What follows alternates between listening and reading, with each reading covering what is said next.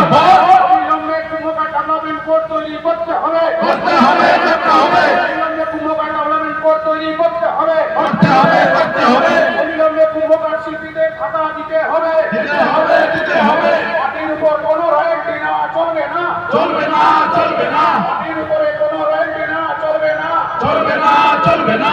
অবিলম্বে কৃষকদের কুম্ভকার সমাজের কৃষকদের কাছ থেকে ন্যায্য মূল্যে ধান নিতে হবে। ধানের রয়্যালটি টাকা মানি দেওয়া যাবে না। কুম্ভকারের উপর জিন্দাবাদ। কুম্ভকার সমাজ কল্যাণ সমিতি জিন্দাবাদ। কুম্ভকার সমাজ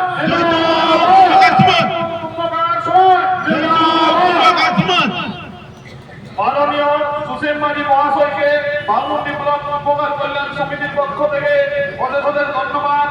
এরপর যারা ভিতরে গেছিলেন আমাদের প্রতিনিধিরা স্মারকলিপি নিয়ে, তারা ইতিমধ্যে বাইরে এসেছেন। আমরা শুনে নেব তাদের কাছ থেকে ভিতরের মূল্যবান বিষয়।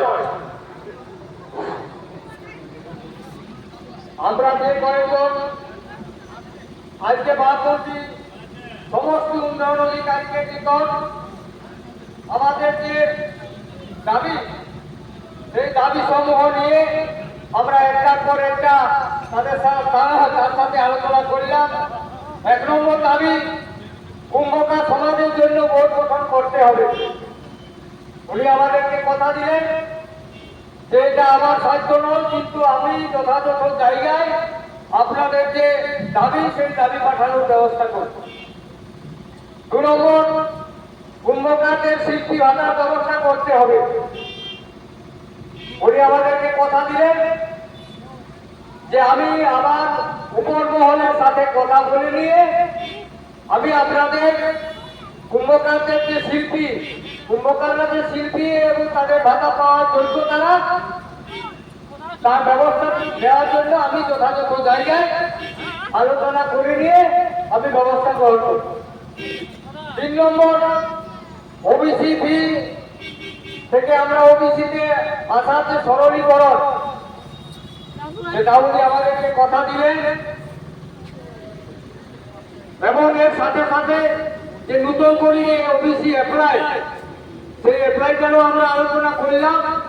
উনি বললেন যে পেপার ঠিকঠাক করে নিয়ে তারা জমা দেন, আপনারা আপনাদের মহলে বলবেন যাতে করে নিয়ে ইনকাম সার্টিফিকেটটা, অনেকে চাকরি থাকা সত্ত্বেও ইনকামটা কম দেখাচ্ছে, তার জন্য আমাকে পুনরায় আবার তদারকির জন্য পাঠাতে হচ্ছে। আপনারা ওই দিকটা দেখবেন।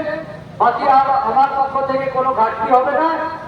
আমি আমার স্টাফদেরকে বলে দেব যাতে যত তাড়াতাড়ি সম্ভব আপনারা যেটা চাইছেন সেটা আমি আপনাদেরকে কথা দিতে পারি। আমি আবার আমার অফিসারদেরকে নিয়ে সে কাজটা আমরা ত্বরান্বিত করব।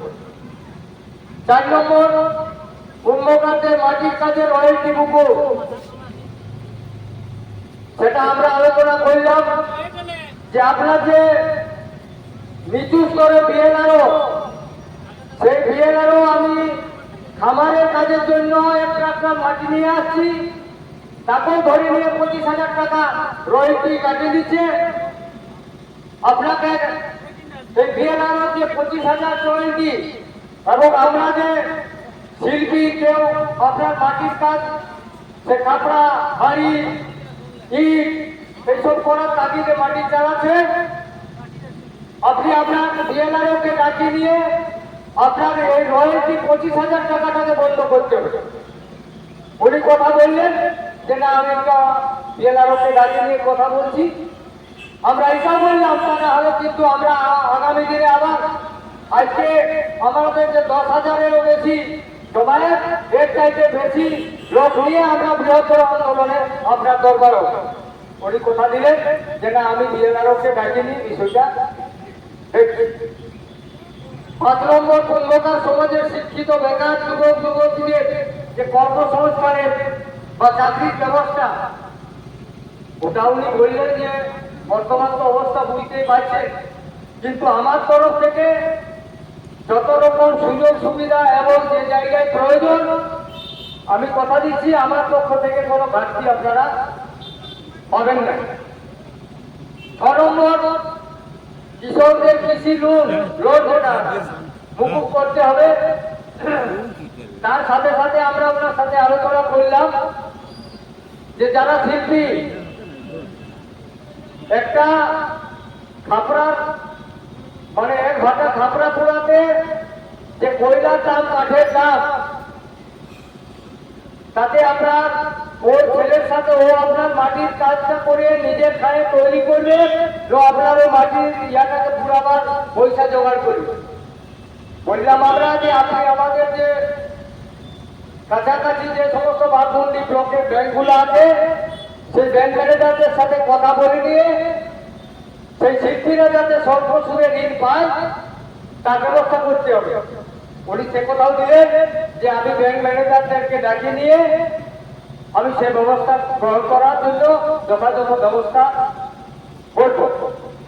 এরপরে আমাদের যদিও দাবি নাই, বিভিন্ন ঘরে আমরা আলোচনা করলাম কৃষক মান্ডিতে যে ধান কিনা আমরা আলোচনা করলাম যে সামনে ঝাড়খণ্ড একটা পাইকার 1200-1400 ধান কিনে নিয়ে এখানে 2400 টাকায় বিক্রি করছে।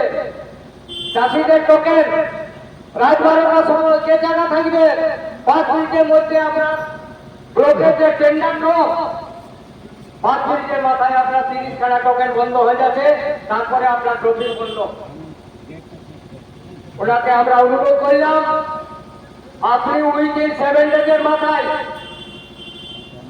রেডিওকে ডাকে নিয়ে সবাই আগে এই ধান কিনা আপনাকে রুখতে হবে। তা না হলে আপনারা যদি না পারেন একজন ব্যক্তির নামে আজকেও টোকেন, কালকেও টোকেন, পরশুদিন টোকেন, আমরা সেই লোকগুলোকে চিহ্নিতকরণ করার জন্য আমরা নিজের প্রয়োজনে সেই জায়গায় দরবার হয়ে দাঁড়িয়ে থাকবো। যে কত চাষি হাজার হাজার টন ধান বিক্রি করছে, কত চাষ আছে। উনি কথা দিলেন যে আমি কয়েকদিনের মাথায় আমার পঞ্চায়েত সমিতির খাদ্য দপ্তরকে মিটিং রাখে নিয়ে এডিওকে সামনে রাখে নিয়ে যাতে করিয়ে সেই ব্যবস্থাটা না হয়। এবং আমরা বললাম যে 30 খানা টোকেনে বাঘমুন্ডি থানার কবে ধান কিনা শেষ হবে। ওনাকে আমরা সেটাও আবদার করলাম যে স্যার যদি আপনার তরফ থেকে কিছু ব্যবস্থা হয় টোকেনের কোটাটা কিছু বাড়ানো যায়, কারণ বিগত দিনে 150 কোটা বাঘমুন্ডি ছিল, এখন 30 খানা মানে আপনার এক একটা 4 অঙ্ক উনি নেয়ছে, 1 অংশ চলছে। তো উনি সে কথাটা বললেন যে আমি কথা বলছি যদি আমার দ্বারা সম্ভব হয় তো কোটাটা যাতে বাড়ে, তার জন্য উনি আমাদেরকে আশ্বাস দিলেন এবং যত তাড়াতাড়ি সম্ভব এই দুর্নীতি রুখা যায় আমরা অনুরোধ করলাম এই দুর্নীতি রুখা যায়। 2000 টাকা একটা টোকেন পাইকাররা ঘুষ দিয়ে নিয়ে আর টোকেন করছে, চাষিরা 12টা গাড়ি নিয়েও আপনার 5 মিনিটে কোথা টোকেন করতে পারে। ওনাকে একবারে ক্লিয়ার কাট বলা হয়েছে যদি উনি 7 দিনের মাথায় উনি বলেছেন যে আমি খাদ্য দপ্তরের আমার মিটিং ডাকে নিয়ে যে আপনাদের সমাধানের ব্যবস্থা গ্রহণ করব। আমরা একের পর এক যেগুলো ওনার দ্বারা সম্ভব উনি সেটা আশ্বাস দিয়েছেন এবং যেটা সম্ভব না সেটা উনি বললেন যে আমি আমার ঊর্ধ্বতন কর্তৃপক্ষের সাথে আলোচনা করি, যেমন আপনার ভোট গঠন বা যে সমস্তগুলা চাকরি বাকরির ক্ষেত্রে সেগুলো উনি আমাদেরকে কথা দিলেন, আমি যথাযথ ব্যবস্থা গ্রহণ করব। এবং বিভিন্ন ভাবে আমরা আরেকটা আলোচনা করলাম যে আগামী যে ত্রিস্তর পঞ্চায়েত নির্বাচন আসছে সেই ত্রিস্তর পঞ্চায়েত নির্বাচনে ওবিসি সেটার জন্য আপনার যেমন এসসি এসটি এর সংরক্ষণ সেরকম আমাদেরও সংরক্ষণের ব্যবস্থা